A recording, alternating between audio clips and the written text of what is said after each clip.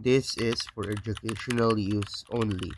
Our group grants permission for our instructor, Mr. Roldan Ardenez, to use this as educational material. LO 1.5 discuss the different representation and conceptualization of the self from sociological perspective.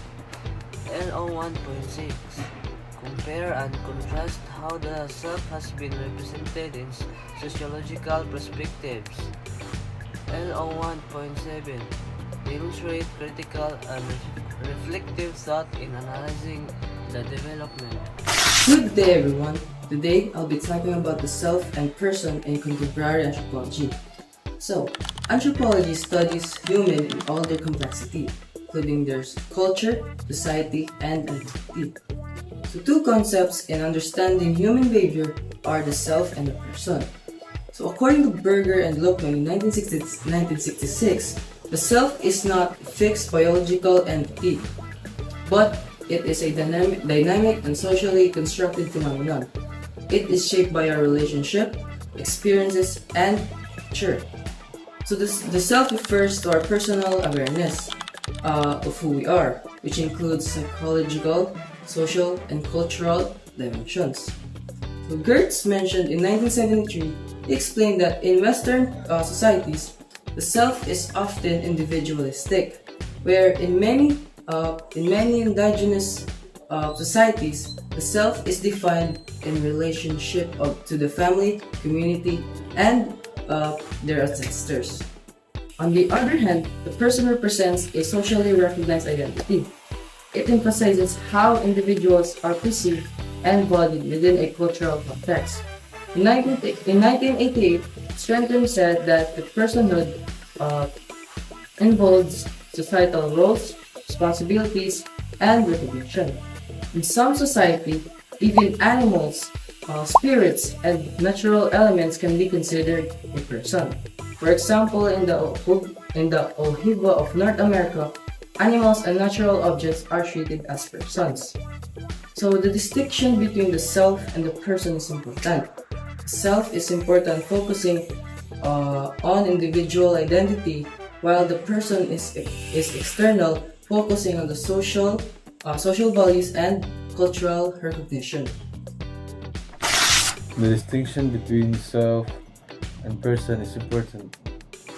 The self is eternal and psychological, focusing on individual identity, while the person is external and social, focusing on rules and cultural recognition. Contemporary anthropology emphasizes that both the self and person are fluid, context dependent, and rational.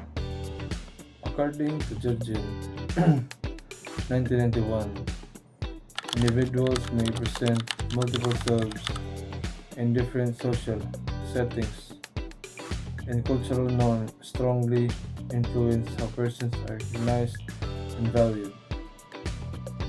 Understanding these concepts allows anthropologists to explore how identity is constructed and experienced differently across society.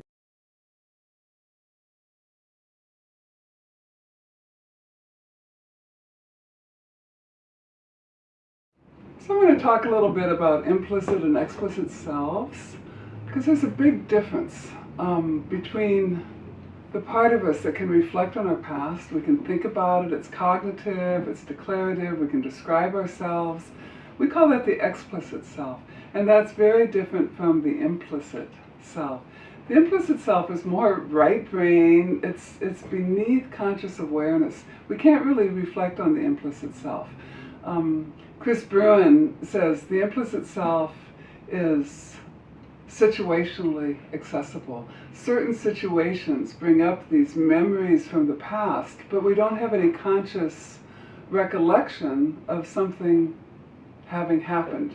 We just find ourselves responding in a way that maybe not be quite appropriate to the current situation. And it's hard to reflect on these implicit memories because they're pre-verbal, right? One of the ways that they show up so strongly is through our bodies. Our bodies really carry the history of our past. So if we grew up in an environment that was frightening, our bodies might reflect that fear, and we're predisposed to look for threatening situations in the present. If we grew up in an atmosphere where we had to be tough and strong to get the approval of our family, for example, our bodies might be more like this. They reflect that toughness. And this influences then how we are in our current lives and our current relationships. So in sensory-motor psychotherapy, the physical posture and gesture and movement is essential in kind of rewiring the brain and redoing the past in such a way that it's not impacting our present moment.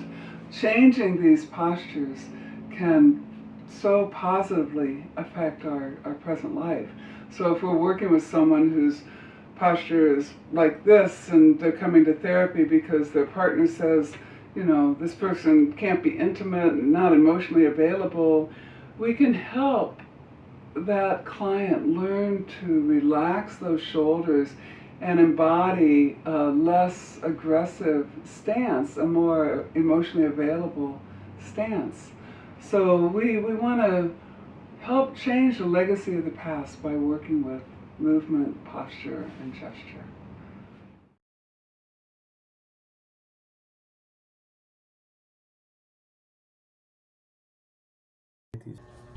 Good day everyone. Today I'm going to talk about the difference between the implicit self and explicit self.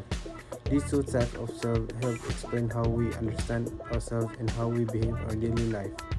The implicit self is a part of us that works automatically and unconsciously. It includes our instinct, habit, and hidden feelings that we may not notice right away. For example, if we're trusting someone or feeling shy without knowing the reason comes from the implicit self. In context, the implicit self is the part we are aware of and easily describe. It includes our benefit, goals, and traits we use to define ourselves, like being responsible or friendly. This self helps us think carefully and make planned decisions. Overall, both implicit self and explicit self influence personally and actions. One works in the background while the other works through conscious thinking. By understanding both, we can improve our self-awareness and become better individuals. The implicit self is the unconscious and automatic part of our identity. It includes our hidden feelings, habits, and reaction that happens without thinking. For example, feeling nervous in front of the crowd or liking something without knowing where it comes from the implicit self. On the other hand, the explicit self is the conscious and aware part of who we are. It includes the traits and beliefs we can clearly describe, such as saying we are kind, hardworking, or responsible. This self helps us make decisions and explain ourselves to others. Understand both help us know ourselves better and grow as individuals. The self as embodied in culture.